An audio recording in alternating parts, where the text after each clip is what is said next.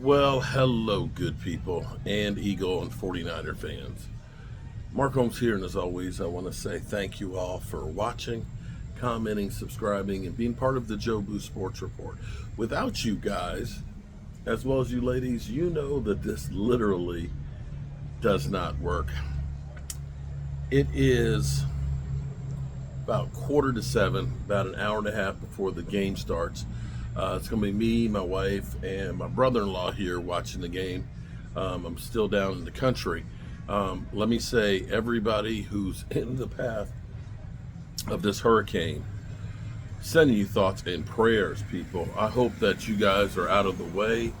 We have been getting some of the early bands. Last night, it rained like a mother humper. After literally the rivers drying up, we're almost at flood stage right now. In fact, tomorrow may be what takes us over the hump, which will be nothing in comparison to what everybody else is dealing with in Georgia and Florida and everything else. This is just the upper bands, unfortunately, up in the mountains that will put out a lot of rain. Hey, how you doing? When I sit here on the front porch, like an old man here at the Red Brick House, I have to say that it looks not okay. Come on now. You guys saw how this place looked before. This place looks good, especially with the that wood screen door that I made. But I'm rambling because I don't know how to put this. I'm the old guy on the porch. Now, there's nobody on my lawn right now, so other than the damn gophers, and I'm always telling the gophers, get off of my lawn and stay out my garden, but they don't listen to me either. I'm at a loss right now because having lost the last two games in just un-Cowboys-like fashion, seeing them get the hell beat out of them, I don't know what to expect tonight.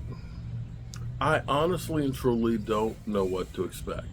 You could say that the Cowboys, have owned the Giants. Well, then you could say, then that means that they're due.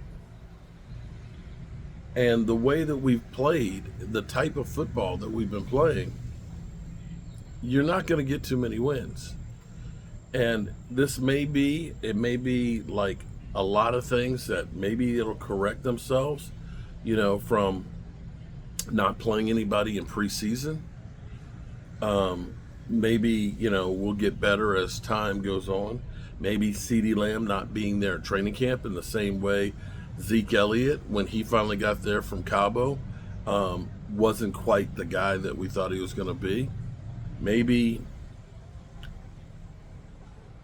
a lot of things. Maybe it'll just take some time to get all these young players up to speed because we see so much hesitation with guys that we put stock in.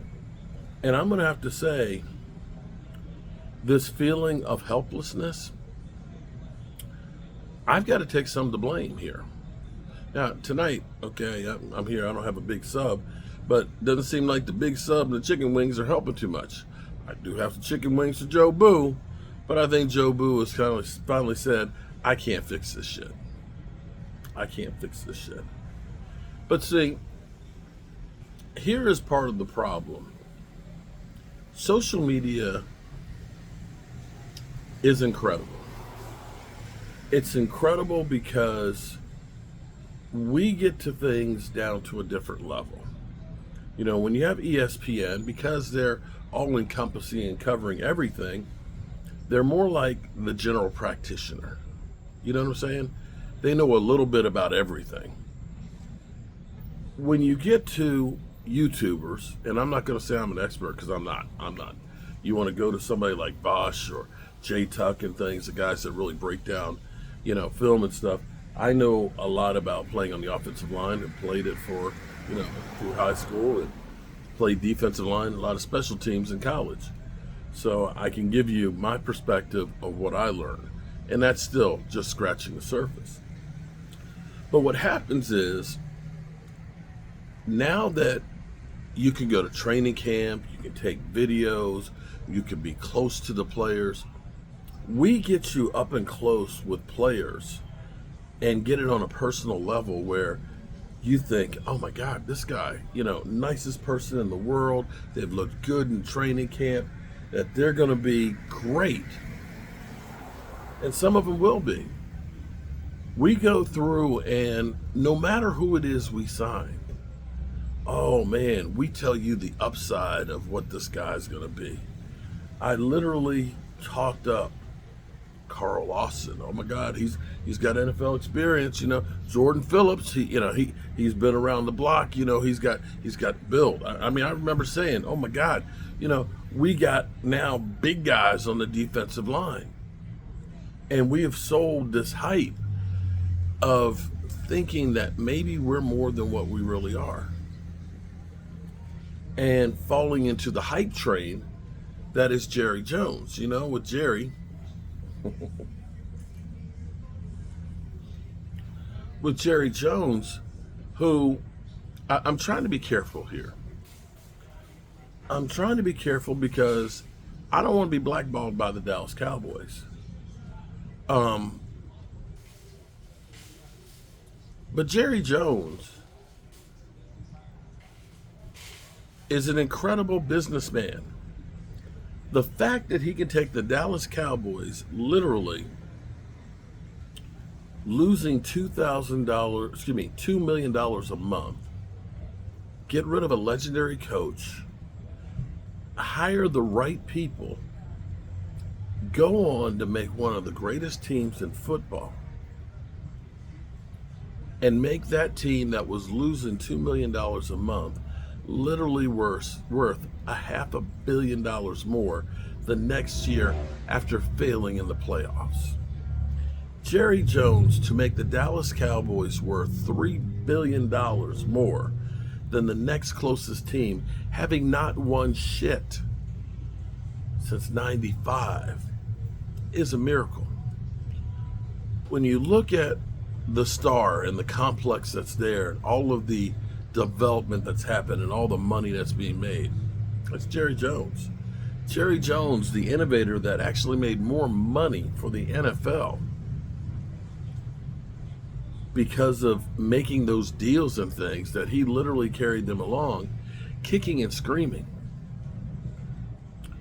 When you are a billionaire and a guy who's used to having your way, you always believe that I can fix everything.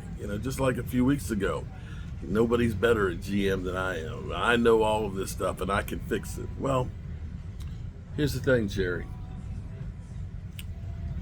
What you're afraid of is admitting failure and admitting that maybe I was a loser at being GM. And pride gets in the way on that.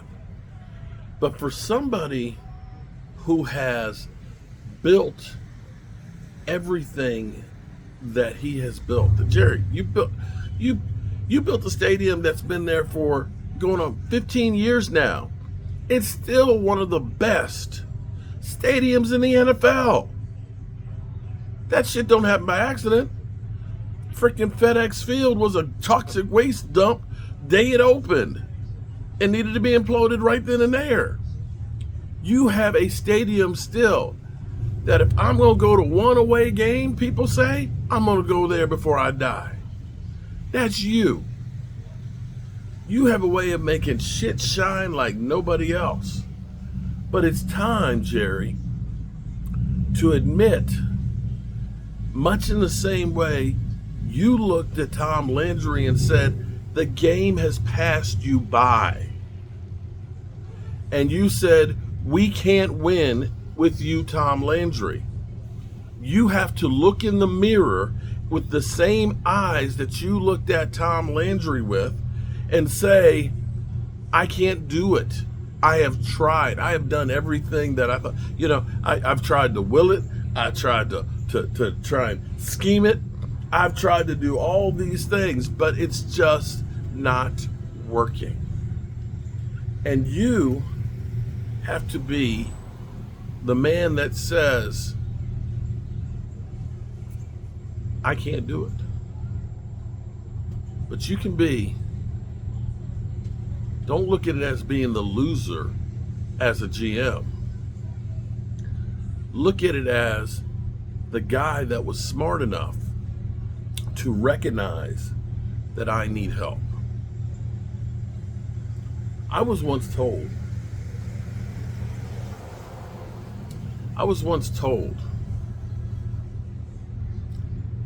because I used to always say, I got a stupid question. What I was always told was, the only stupid question is one that's not asked. Because if you don't know what the answer is, you're compounding it by not finding the answer. And so, Jerry, when I say Jerry Jones, the owner, it's time to fire the GM, bro, it is. But this is where, instead of being the loser, you turn it around and you become the hero. You've invested a lot of money in the Dallas Cowboys. You'd have made a lot of money in the Dallas Cowboys. You just invested a boatload of money on your quarterback and your wide receiver. You got to protect your investment. And the best way you do that is you get them some help. You keep everybody from keying on CeeDee Lamb every single play. You keep your quarterback upright and keep defenses guessing because you can run the football. It may be too late to hire a GM for this year, but it's not too late to go ahead and say, I'm going to get bold like I did a few years ago and went out and got me CeeDee Lamb. Amari Cooper that saved the season. Bro, it's not like we're 15 players away. You get a running back, a wide receiver, and a defensive tackle, this team will be very, very, very good. And that's all I have to say about that. So, I'm going back to my roots of week 1. I was going to do the Italian sub because I thought about Jason Garrett talking about spitting out his Italian sub. And my wife said, you really want to go back to Jason Garrett? I said, you have a point there. So I'm going to the Reuben because that's what we won with week 1.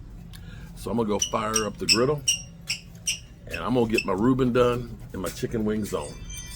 Peace.